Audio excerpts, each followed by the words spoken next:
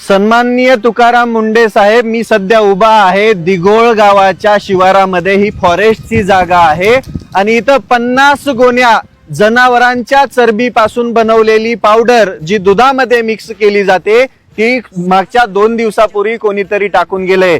मी कालच व्हिडिओ बनवला होता की याच्यामध्ये खूप मोठाले मासे आहेत जे मलेशियावरून च्या स्लॉटर मधून निघणारी चरबी त्याची पावडर बनवून भारतामध्ये येते आणि तीच सर्वसामान्यांना जे दूध विकलं जातं, शेतकऱ्याकडून दूध प्युअर घेतलं जातं आणि मध्येच त्याच्यामध्ये या पावडरची भेसळ केली जाते। सगळ्यात पहिलं या दिघोळचे आमचे मच्छिंद्र गीते साहेब आहेत जे माझे मित्र आहेत, त्यांच्यासोबत त्यांचे पण मित्र आहेत आणि यांच्या गोष्ट निदर्शनास आल्यानंतर मी इथं पोहोचलोय। पोलिसांना तर बोलवलंच आहे, पण काल जे बोललं होतं ते आज सत्य आहे। आम्ही सॅम्पल पण कलेक्ट केलंय, हे आम्ही तपासणीला पाठवतोय। याच्यामध्ये नेमकं काय आहे हे तुमच्या समोर तो घेऊनच येत आहे।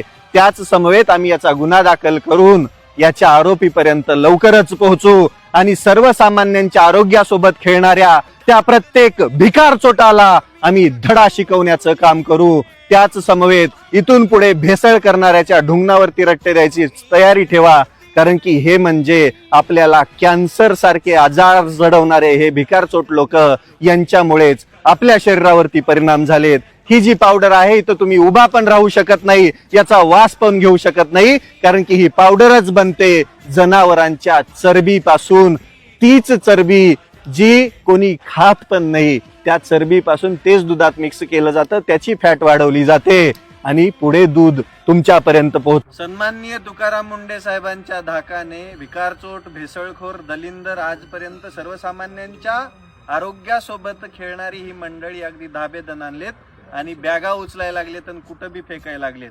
आता ही जी पावडर आहे, काल मी तुम्हाला व्हिडिओ मध्ये म्हणलं होतं ही पावडर दुधापासून बनलेली नाहीये, ही दुधामध्ये भेसळ करण्यासाठी मलेशिया सारख्या देशामधून स्लॉटर मधून निघणाऱ्या चरबीपासून बनणारी ही पावडर आहे। हे कित्येक वर्ष झालं सर्वसामान्य शेतकऱ्यांच्या जे दूध घेतात त्या तिथपासून पुढे भेसळ होते। सर्वसामान्य शेतकरी आजपर्यंत प्युअर दूध घालत आलाय, पण त्या शेतकऱ्याच्या दुधाचा भावच नाही तर प्रत्येक गोष्ट खात आलेली आहेत। पण सन्माननीय तुकाराम मुंडे साहेबांच्या धाकाने ते भेसळखोर भिकारचोट असेच माजले होते, ते आता जागेवरती आलेत। आम्ही जेव्हा या घटनास्थळी पोहोचलो 112ला कॉल केल्यानंतर जामखेड पोलीस स्टेशनचे पोलीस आणि खर्डा पोलीस स्टेशनचे पोलीस अगदी तात्काळ इथं पोहोचले। ज्या वेळेमध्ये गाडी पोहोचायला पाहिजे त्या वेळेमध्ये अगदी ग्रामस्थ पण पोहोचले। कोणती कारवाई झाली पाहिजे? मग तुम्हाला काय वाटतं ह्या भेसळीनंतर काय होत असेल सर्वसामान्य आरोग्य संपत? माझी विनंती आहे प्रशासनाने या भिकार चोटांना जेलमध्ये नाही घालायचं, तर हे 1-2 नाही लाखो करोडो लोकांच्या आयुष्यासोबत त्यांच्या आरोग्यासोबत खेळणाऱ्या या भेसळखोरांचा डायरेक्ट एन्काउंटर केला पाहिजे। असे ग्रामस्थच नाही, माझी पण मागणी आहे। पण या भेसळखोरांना पोलीस तर सापडवतीलच, पण आम्हाला पण माहिती आहे। सन्माननीय तुकाराम मुंडे साहेब जेव्हापासून अन्न आणि औषध प्रशासनाचे आयुक्त झालेत तेव्हापासून भिकारचोट, भेसळखोर, दलिंदर माणसं अशा प्रकारे वन विभागाच्या जमिनींवरती जी भेसळ करायची पावडर आहे, दुधामध्ये भेसळ करण्यासाठी वापरली जाणारी पावडर आणून टाकतायत। आमच्या गोष्ट जेव्हा निदर्शनास आली, अख्ख्या महाराष्ट्राने बघितली, त्याच्यासोबतच ही जी जागा आहे ही वन विभाग कर्जत जामखेड त्याच्या राठोड साहेबांना कळवले की राठोड साहेब तत्परतेने आले। आमच्या खर्डा पोलीस स्टेशनचे API साहेब राजपूत साहेब पण आले। त्या समवेत फूड इन्स्पेक्टर आपले प्रदीप पवार साहेब जे अहमदनगर वरून तत्काळ सकाळी निघून इथं पोहोचले, त्यांनी त्यांचे व्यवस्थित सॅम्पल पण गोळा केलेत। वन विभागाने कोणत्या सेक्शन अंतर्गत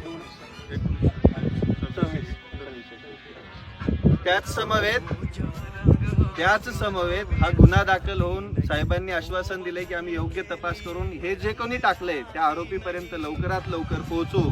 हे सर्वसामान्याच्या आरोग्यासोबत खेळणारे भिकारचोट, दलिंदर, भेसळखोर लवकरात लवकर पकडले पाहिजेत। आमची अख्ख्या ग्रामस्थांची नवे अख्ख्या महाराष्ट्राची मागणी आहे, कारण की हे आत्ता क्लीन व्हायला लागलंय, पण इथून मागचे कितीतरी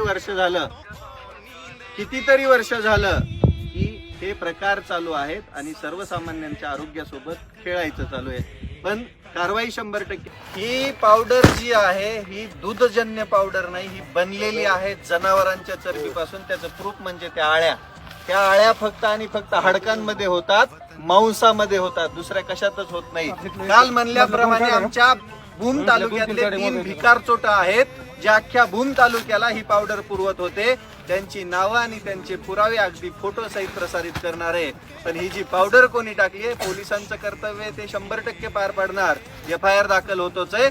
याच्यामध्ये जे कोणी आरोपी आहेत ते सुटले नाहीत पाहिजेत, कारण की हे वर्षानुवर्ष सर्वसामान्य माणसाच्या आरोग्यासोबत खेळायचं काम आहे. जर दुधामध्ये जनावरांच्या चरबीपासून बनलेली पावडर फॅट वाढवण्यासाठी टाकली जात असेल तर आमच्यासारख्या माळकरी माणसांनी आणि या महाराष्ट्रामध्ये जी कोणी मटण खात नाहीत, नॉनव्हेज खात नाहीत, त्यांचा धर्म भ्रष्ट करण्याचं काम आहे. या दलिंदर भिकार चोटांना सुट्टी नाहीये.